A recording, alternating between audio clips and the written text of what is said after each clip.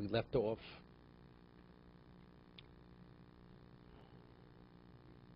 Tan Rabbanon.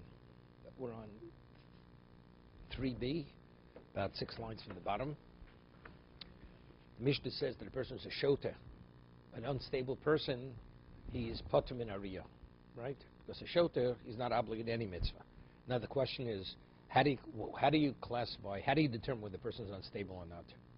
He bites his nails, right? Or he pulls out his ears. Is he unstable?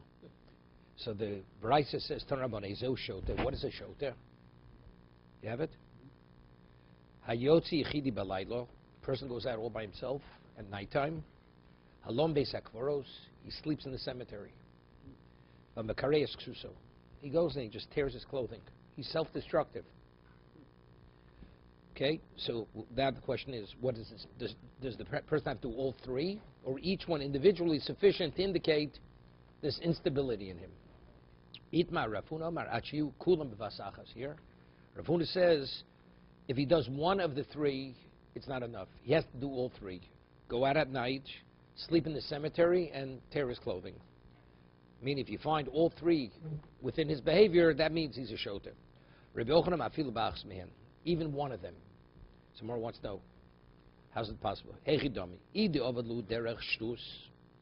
the man truly acts unstable, right? Even one of them. And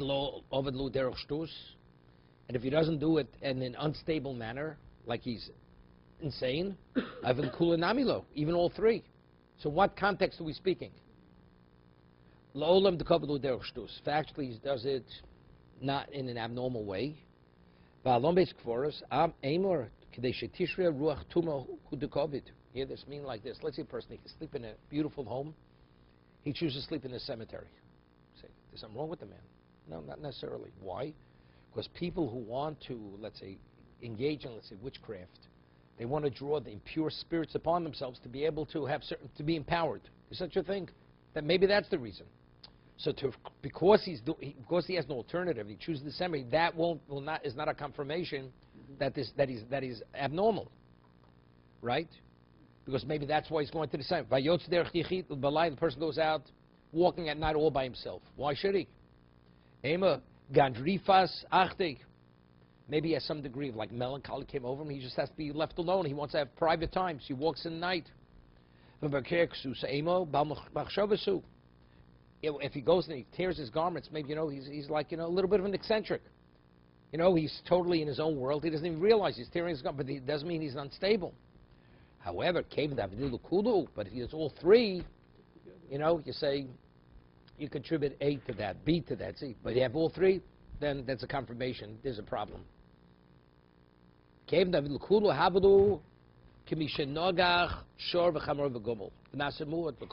the halacha? Let's say the Torah says that if an ox gores 3 times, it's already established as a gora.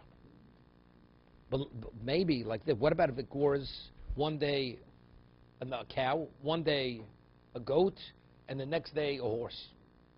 So each species, different species. Would that be enough? Maybe it has to be the same species to establish as a gora. So he says, no, so we say, it would be similar. If the animal would gore even 3 species, same thing. It's 3 aspects of abnormal behavior. However, each one you could attribute to something else. But if they repeat themselves, and you 3 abnormal types of behavior in combination, the man is unstable. Okay? Amar Papa.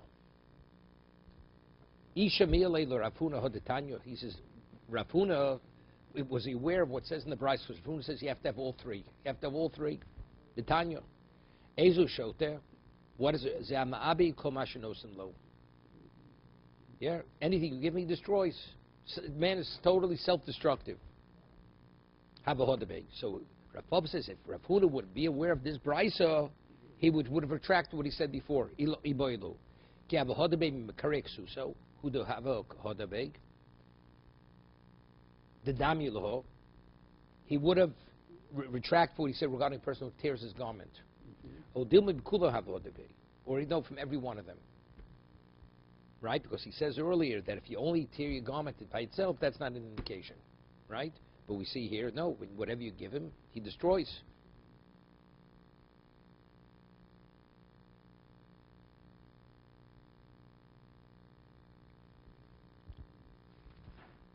Tumtum androgynous, a person whose tumtum means his genitals are covered, or androgynous, he has both signs, the male and the female. That's androgynous.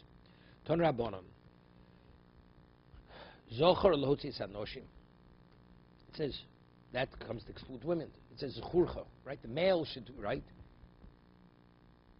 Zochar, right? Meaning it's the same word. Zechurcha meaning your male, your males. So that zochar. Zechurcha, lotzi tumtum androgynous. That comes to exclude the one with the covered genitals and the androgynes. Kol zechurcha, the rabbos is akatanim. That comes to say even the minors. Okay? 1 second.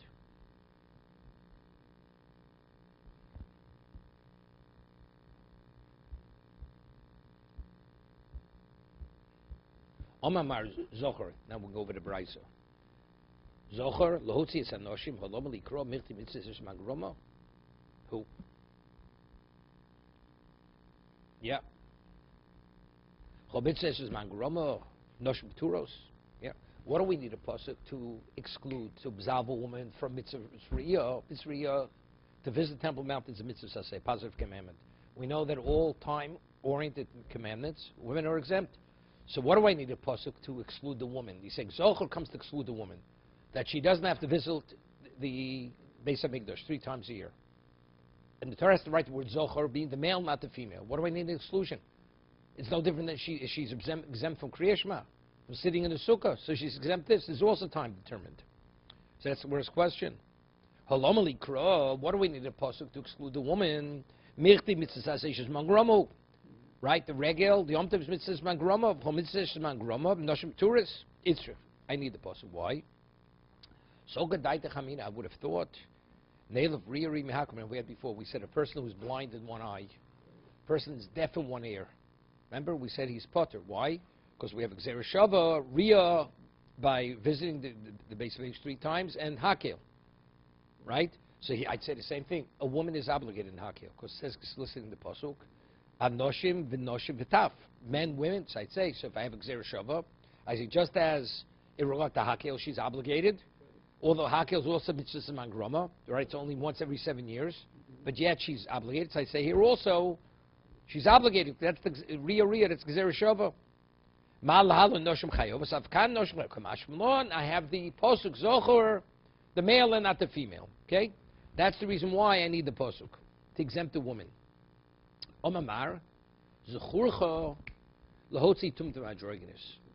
Right? That's to exclude the person with covered genitals and the androgynous. Now, let's talk. You have a person covered genitals. Why should it be excluded? If is it a male or an androgynous? You say it's a different species. It's not a man, not a woman. But a tumtum, we just don't know. The genitals are covered. But if let's say you would remove the outer, the skin, you'd reveal what it is. So why should the person be potter? A tumtum is either male or female. We're not aware what it is. An androgynous is not male and female, a male or a female. It's different species, different entity. So that's going to be tomorrow's question. Bishlom androgynous itzrich. Why? So gedaita chamino. I would have thought hov is lo litzad sachrus. Since the person has a male organ, maybe that's enough to obligate. L'chayiv kamashmon the bria b'fnei atzmo. Torah says no. This is a different species. It's not. Meaning since it has both signs, the male and the female genital, therefore it's classified as a separate species. Bria b'fnei atzmo. Ela tumtum sveiku. Tumtum is a regular suffix. It's a suffix. Is it a male or a female? So it's a little difficult here. I'll tell you in a second. So the question is this: we rule halacha suffix the rice l'chumra. When you have a suffix regarding a Torah law, you always deal with stringently. This is a famous argument. According to the vast majority of Shonim, suffix the rice l'chumra is a Torah law. If you're in doubt regarding a Torah law, you have to deal with it stringently. The Rambam says no. Suffix the rice is l'chumra, is l'kula. Even a deraisa, if you're in doubt you deal with it leniently. However, rabbinically, they said you have to be machmir. Right? That's the famous Rambam. So it seems to be difficult from this Gemara. Gemara says, why do we need a post? Why do we say that a tumtum is exempt from Rio? Right? Why should we be exempt? It's a suffix. What do you mean it's a suffix? So if you're of the opinion of the Reis L'Chumra, okay. So that's the reason why, right? That's the Gemara's question. But if you're of the Reis L'Kula, like the Rambam, so if that's the case, so what's the problem? That's exactly why he's exempt, because it is a suffix. The Gemara says, the Mishnah says that a tumtum does not visit the Temple Mount. So the Gemara says, why? So we have a pasuk to say, well, he says, why? Why should be exempt? It may be a male. And since it's a suffix, it may be a male, right? It's one of the other, either male or female. Since it may be a male, so therefore, he should be obligated to visit. Because suffix d'oraisa is what? Is the chumrah. But if you're a pinch of the rest l'kula, what's the worst question? Because it's a, that's exactly why. He doesn't have to visit. That's what the Mishnah is saying.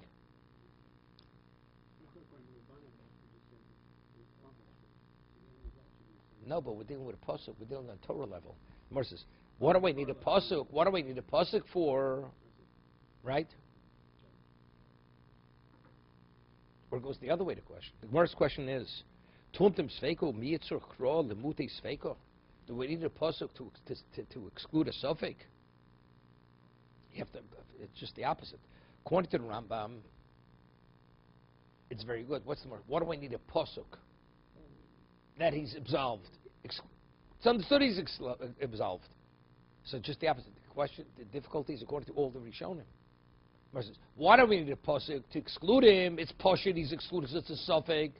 So if you also have the Reis L'Kula, the Gemara's question is a good question. Why do we need a pasuk? It's understood, but according to the other one, the Reis L'Chumra. So that's the reason why I need a pasuk to exclude him. Second.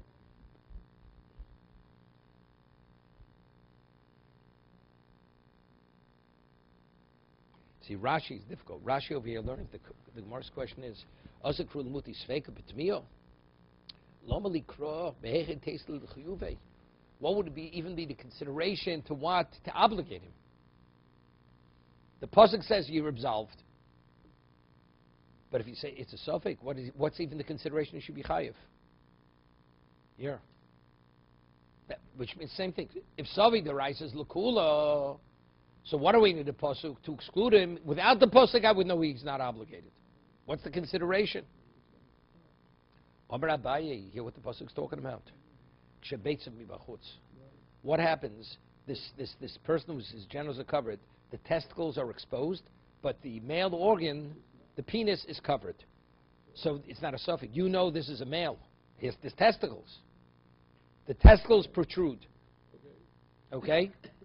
So, but still, he's still called a tumtum. Why? Because the male organ is covered. So you'd say, definitely should be chayiv. Right? It's a male. No question, it's a male.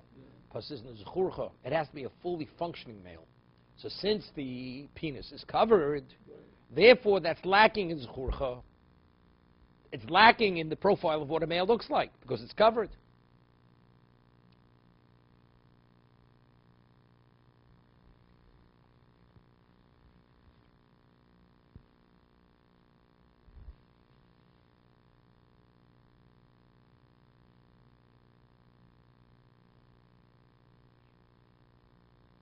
Okay.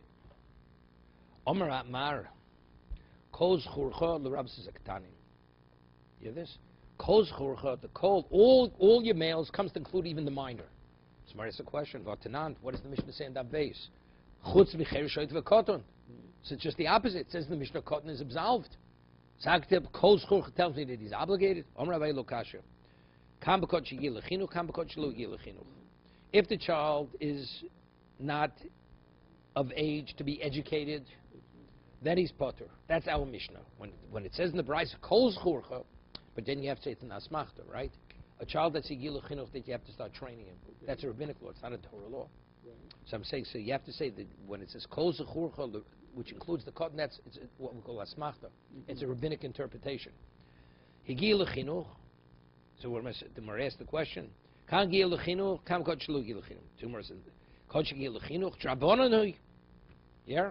So Enochinami, kra asmachta balma. The pasuk's only asmachta. It's not a true interpretation. When it says kol schurch in the Bryce, it includes a minor who was higil chinuch. No, not the male. We're talking about of what age he is. It says kol schurch the rabbis as a cotton. Right. So the question is, it said in Mishnah different, so we differentiate. The Mishnah says we are cotton shlo higil chinuch, and the Bryce that says that he's obligated. So the question is a cotton chayiv b'mitzvahs, right? That's the question. The cotton shigil chin is only purely rabbinical. So that Gemara says, even though we're quoting a pasuk, the pasuk is asmachta alma, meaning it's a rabbinic interpretation. So Gemara says, if it's only rabbinic, so what does the kol come to include? On a Torah level, we're saying it's not a Torah interpretation. So what did Torah write kol? El okrod l'mayosa l'tchacherim. Did none.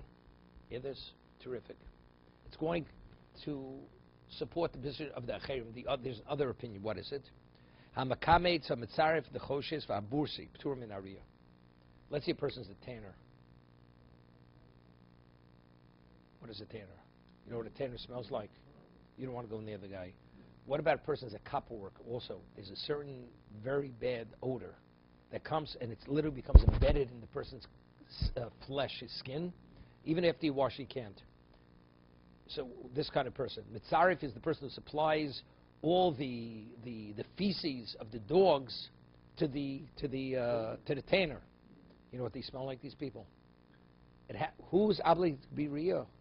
Where you could join with all the males going to Yerushalayim. These people can't join. They don't want to be near them. So because they can't be associated with everybody else, therefore they're exempt from riyah. You hear this?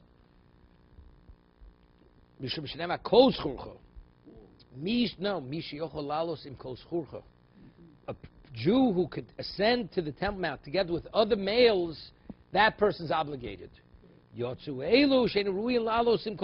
These people, nobody wants to go near them because the smell is so overwhelming, they don't want to be associated with them. This is the acherim. Okay, good.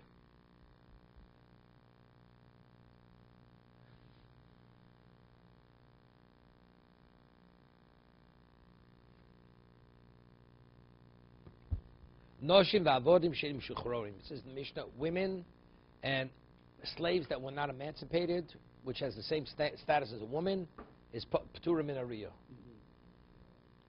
Bishlom and noshim hidamoron. Elavodim min oman. How do I? A woman, it's understood. It says schurcha. Schurcha comes to exclude noshim, women, right? What about avodim? Omar rafuna omar kroch el pnei ha'odon Hashem. What is the obligation to visit the Temple Mount? El Pnei Odon Hashem. You're going to see the Master Hashem. Mi she'eno elo odon echod. Yotzeh she'ish lo shnei odon acher. Only person has one master. So here you have two masters. You have the divine master and he has the mortal master. Therefore, that's why he's exempt. So there is a question. What do you bring me, Pasuk, to tell me why the slave is exempt? Right? How do we know Evet Kanani is obligated to mitzvahs at all? Because with this Xer Shava, we say all the mitzvahs of women are incumbent upon the male slave. And any mitzvah that's not incumbent upon her is not incumbent. So that's the answer. What do you need a pasuk to tell me the reason why he's exempt? Because only one has one master, not two masters. The basis for the obligation is the woman. So if the woman is exempt, it's understood he's exempt. That's the first question. A mitzvah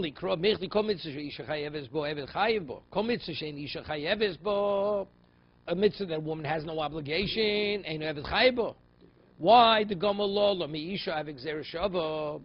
It says law by Sirash says except for Kosev law. It says you write her a sefer krisos. Uchsiv hosam ochuposha lo nitan law. That's by the slave.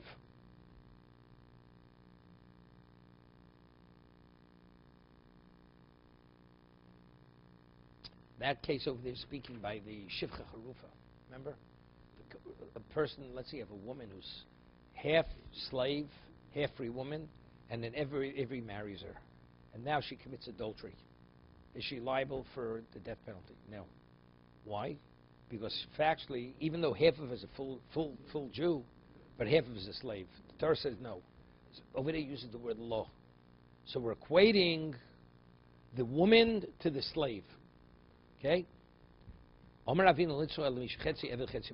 says the pasuk Bnei Oda is going on not a slave. We're not going about a full Evet Kanani. Elo, a slave, it's a phenomenal concept. What is that?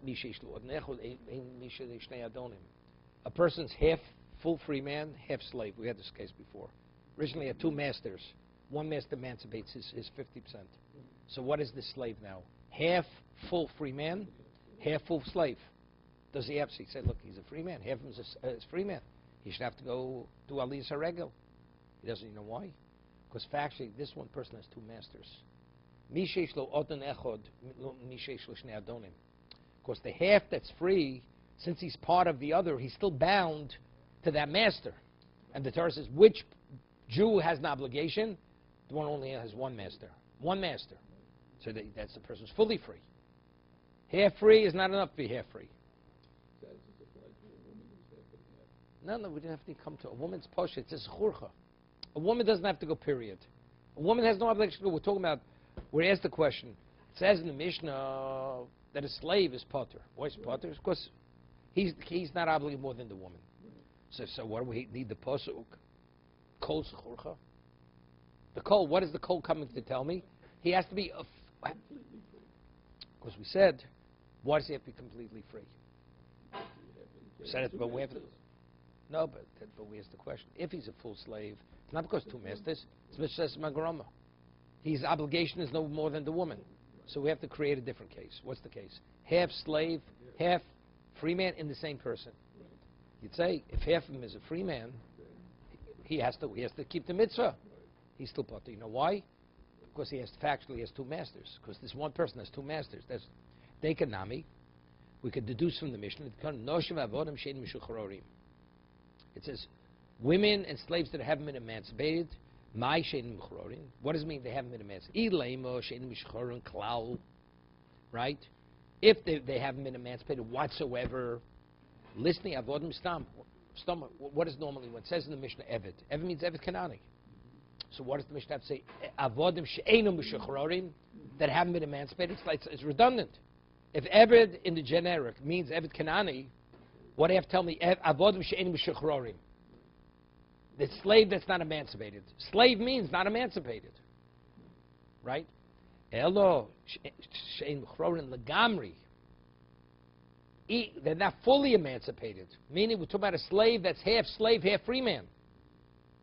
And what does it mean he hasn't been emancipated fully? What is that reality? So good. A full slave, why doesn't he have to do Aliyah's Regel? Excuse me. Avram.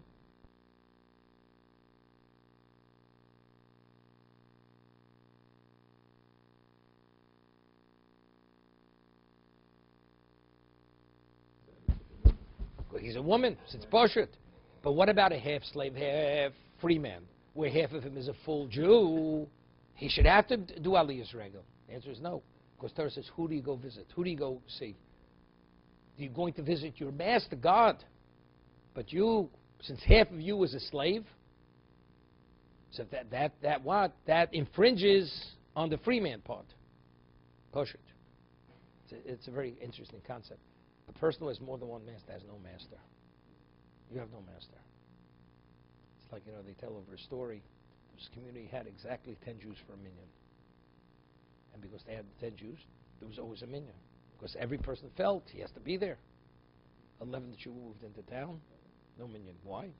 He'll make the minyan. You know what I mean? That's the way it is. I have two masters. So who are you dedicated? To the other one. One, I got the other one. You have this one, you have the other one. You have neither. Of course, master means you have to be fully dedicated to one, which is not possible. If you have two masters, you have to divide your allegiance. Once it's divided, you have nothing.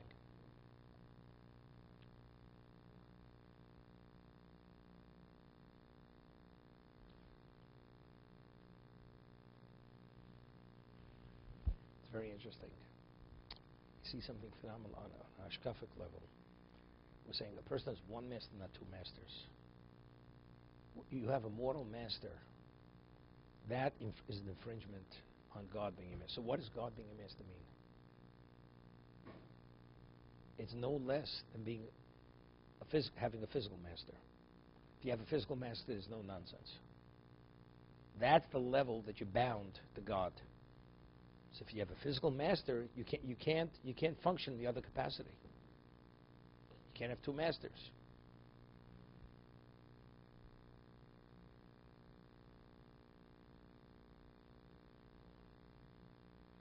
Tan Rabbanon. Regolim. The Torah refers to the festivals as regolim. Remember we had before, what's regolim? That you have to be able to walk with your feet. So if a person is lame, prat labalikabim. So regolim, I come to exclude a person who has a peg leg. Kav is a peg. He's an amputee, goes with a peg leg. Dover acher, another interpretation, regolim prat lechiger. Ulecholer, ulesuma, ulezokein, sheni yochol laus paraglov. Yeah. What about a person who's lame? So it's again, he can't walk with his feet. What about a person who's too ill? Right? Although it's only a temporary situation, doesn't make it. Assume a person's blind. Also, he can't walk because he doesn't know where he's walking. Zokin, he's too aged. Sheni yochel laus paraglov. He doesn't have the strength to ascend. Sheni yochel laus paraglov suyimai. It says in the Brisa, who's also exempt? A person who cannot ascend by walking. What does that come to include? Because we're articulating everything here. Chiger, the lame person, the sick person, the blind person, the older person. And someone who cannot ascend the Mount, Temple Mount. Who is that? We already discussed every person who's not able to ascend the Temple Mount. Right? He's an amputee, he's lame, he's old, he's sick. Right. He's blind. Right. What else is there to talk about? And also a person who can't go up, who's not able to ascend. We spoke about we covered every one of those. Omar Rava, interesting.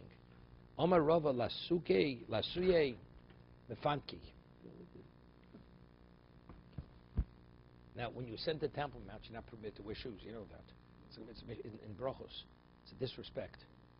So if that's whatever, this person is so pampered, so sensitive, this man can't walk barefoot. So if that's the case, he can't walk. He cannot ascend with his legs, with his feet. Ki Savo liros pnei mi bikesh zos miyetchem romos chatzeroy. Yeah. Why are you not permitted to wear shoes? God says, do you think I need you to come trespass my courtyard? I can only come in shoes. You know something that don't come. Right. You understand? But walking in the temple is exempt. But only when you go into the courtyard, you have to take your shoes off. Is that correct? No. The whole regal has to be done barefoot? No. When you go onto the Temple Mount, towards the Azora, towards the sanctuary. Tono. We learned in the Braiso. Orel va'tomi p'tur min area. Person uncircumcised Jew. What's the case uncircumcised Jew? What's the halacha? Person has two children, they're circumcised, they're hemophiliacs, so they die. You're not permitted to circumcise the third one. Right? It's pikuach nefesh. So therefore, this person is an orel, not by choice. I mean, he has no choice. He has to remain uncircumcised. He's patur min area. Hatome, a person's contaminated, also patur min area. Bishlom hatome dichsev v'osei sham v'esim shamo. Right? It says, you come there and you bring there. Koshi yeshnu b'biyah, yeshnu b'havo. The one who can't come, he's obligated to bring the korban. Koshi ena b'biyah, the person cannot enter into the sanctuary because he's tamei. Ena b'havo, he's not able to what? Has no obligation to bring the korban. Elo orel, no. How do we know? How do we know the orel? Unless you say an orel is not permitted to go into the sanctuary. See, a tamei, we know he's not permitted to go into the sanctuary. Correct? So he said, because it says, so who's obligated to bring the one who could come? So a person contaminated is not permitted to go into the sanctuary, right? So but uncircumcised person go into the sanctuary. So why is he patur min ariyah? He does not bring the korban. Hamani Reb Kivi, the marbi laorel ketomi. This he equates the uncircumcised persons like the tummy. meaning not being permitted to go into the sanctuary. The Tanya, Kiva Omer, it says ish, the Rabbos is oral. When it says additional ish, it comes to include even the oral. Not only the tummy is not permitted to go in, even the oral is not permitted. So it's the same drasha. It says uvosa shama veivesa. When you come there, you will bring. So just as the tummy cannot come there, the oral is not permitted to come there either.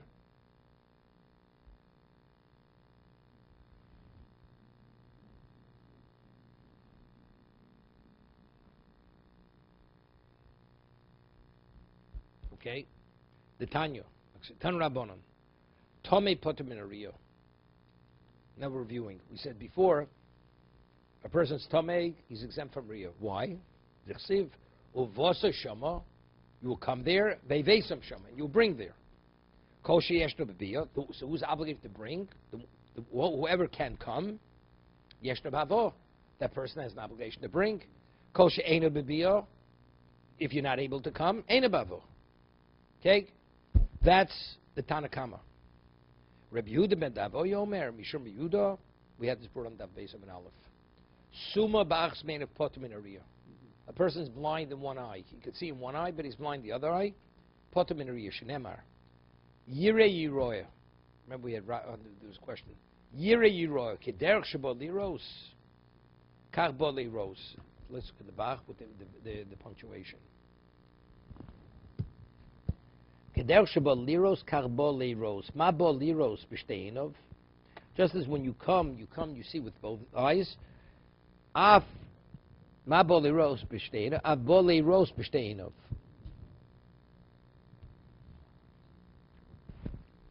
it was a question. Just as Hashem sees you with both eyes, you have to be seen with both eyes. You have to have both eyes. Okay? That's Rabbi Yehuda ben Davoy. Rafuna kimot laikra, yiri yiroi bochi. Yes, Rafuna, when he come to this pasuk, yiri yiroi, he would start crying. Omar evet sherabu mitzapa lo deroso, yisrachim mimenu. An evet, a slave that the master was yearning and waiting to see him. He cannot go. He cannot. Dechsiv ki savo liros penei. Mibika zos biyadchem mos chatzeroi.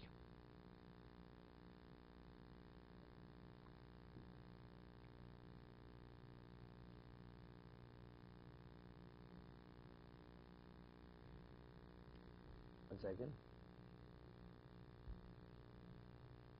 Yeah, this. Hashem is waiting for the Jew to come to the Temple Mount, but yet I have another post that says. It says in the pasuk, Ki Savo liros ponai. When you come see my countenance, mi bike zos miyedchem. Who wants it? I don't want you to trample my courtyard. So that's what he said. It says Hashem wants to see us, and yet simultaneously says, you know something, I'm not interested in looking at you because we don't behave properly. Rafuna kimot like robochi. When you come to this place, he will also cry. V'zavachta shlomim, you will slaughter shlomim. V'chalta sham. Evet sharabo mitzape lecho al shuchano. Hashem wants his child should eat on his table. Bring the shlomim. Yisrachim menu. V'chsiv lomali rov zivchachem yomer Hashem. Hashem, what do I need all your korbanos? In terms of your baby, I don't need you. Rabbi Lezer kimot like robochi v'lo yochlu echov lanos oso ki nivelum. It says by Yosef when he revealed himself to his brothers. They could not respond to him because they were embarrassed. They were overwhelmed with embarrassment. If we see that when you're confronted with the truth, you see to what degree you're overwhelmed with shame. So you can imagine after 120 years, you come before the Bezdin Shamala and they present you just with your whole record. You can imagine how ashamed you're going to be. How overwhelmed with shame you're going to be. I mean, the Midrash says even more. Yosef being the youngest of the brothers. He was the youngest. He said, maybe so I did the wrong thing. And see the way they responded with a level of shame which is not to be understood. So when HaKadosh presents your record, you can imagine what kind of shame you're going to have. Rabbi Lozer kimoti laikro bochi. Rabbi Loza, when he came to this posuk, he would cry. If you notice, each person brought two. Rav Huna, there was 2 instances he would cry. Rabbi Loza also 2. This is the second instance. Okay. It says, "Vayom Shmuel el Shaul Loma Higastoni Lalos Osi." It says Shaul, he went to a soothsayer who raised the dead. So he went and had Shmuel raised from the grave. So Shmuel, when he came out of the grave, he said to Shaul, "Loma Higastoni Lalos Osi." Why did you raise me? Why did you instill tremendous fear in me? Because the Gemara is going to say in a moment, when you take a person out of the grave, you actually, institute midas hadin. The person is being judged over again. That's the reason why whenever you resume a body, you're only permitted to resume a body if you're transferring the body to Eretz Yisrael. Or let's say the location is going to be desecrated. Because opening a grave has tremendous negative effect on the neshama of a person. So here, by his neshama being summoned, Shmuel was terrified. Why is my neshama being summoned? I'm being summoned to din. We'll see in a moment. Yeah. Shmuel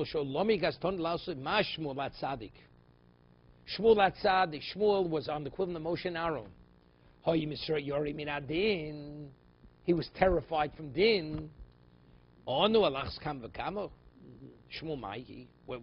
this word Shmuel?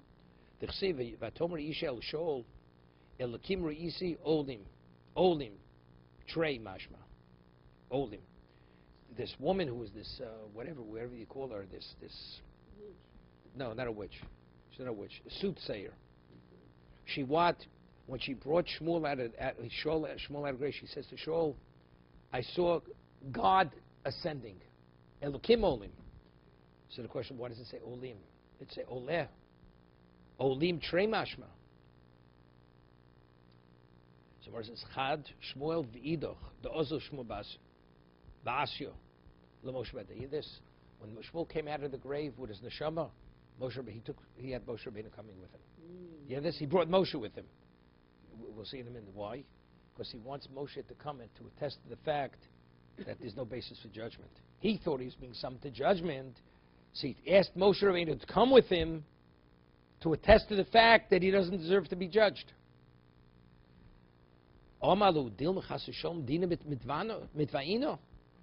He says, maybe, God forbid, I'm being summoned to judgment. Kumbadoi. He says, I want you to accompany me. He's asking Moshe Rabbeinu, Shmuel HaNavi, Dilma Milsa the Kosus Barais Lo Kiamte. Is it possible? Is there anything in Torah that I did not fulfill? You understand who Shmuel HaNavi was? Shmuel HaNavi was so perfect that he said, I can't be summoned for anything. There's nothing in Torah I didn't keep. Maybe you kept it. You didn't fulfill it fully as you should have. No, so you did. Rabami.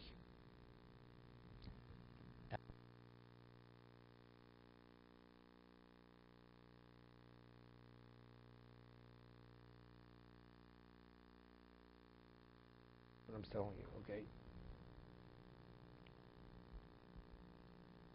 Where is it? Yeah. So each one of them brings 2 instances where they would cry. Okay, so we had the first one was Rav Huna, the second was Rabbi Lozer, now Rabami. Rabbi Kimota like Bochi. When he would come to, he would cry. Yitain ofa b'fiyu, ulai yishtikva. Okay, he will put dirt in his mouth. There you go. It's a pasuk in Echo. When Hashem puts dirt in your mouth, is there hope? We told him there's a churban abayis. Oma kula hayv ulai. Hear this? Here the churban is destroyed. The Beis Mikdash is destroyed. The Jews are literally eating dirt. And Yirmiyah Navi says, do you think there's hope? Of course there's hope. If Hashem punishes you such a degree, you suffered enough. Right? So could you imagine how much you have to suffer to be atoned? We suffered to such a degree, and Yirmiyah is saying, is there hope? Well, of course there's hope. Because you suffered sufficiently. So you see, you didn't suffer sufficiently. That's what he says. Ulai, right? Omar kula hai v'ulai. Is there even a question that you're atoned? Rav Ami, again, quoting another instance. Kimot lai kro bochi. When he came to this pasuk, he was crying. Bikshu tzedek, bikshu anovo. Seek out righteousness, seek out humility. Ulai tistru biyom af Hashem. And if you have that, maybe you'll be concealed at the day of Hashem's wrath. Hear this? Therefore, you should seek out righteousness and humility. Omar kula hai v'ulai.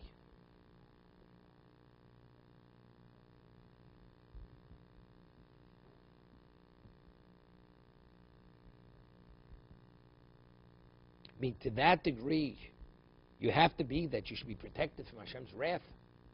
Meaning, you could be a tzaddik, whatever it is, but if you don't have both these characteristics, then you're subject to suffering, to God's wrath. Ravasi ki motalai kros. So again, for Rabami, again, we have two instances where he cried. Ravasi ki motalai kro bochi. Sinuro vahevu tov. You should despise evil, you should love goodness. Vatzigu b'shar mishpat. And you should present in the gate justice. Ulai, hear this? Ulai yechanish. Maybe God will be gracious. Elokate svodos. Could you imagine? You should despise evil, love goodness, present righteousness in the gates of your city, and then maybe Hashem will be gracious to you. Maybe. Kulai v'ulai. So, as much as we do, you're not guaranteed you're going to arrive there. Okay, so again, it's interesting because now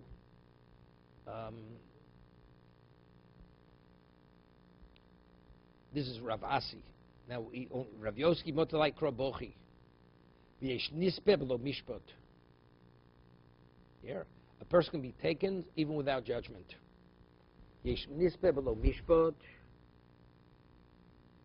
Takes that on. B'lo mishpat. Umi'iko. The other b'lo zmanek.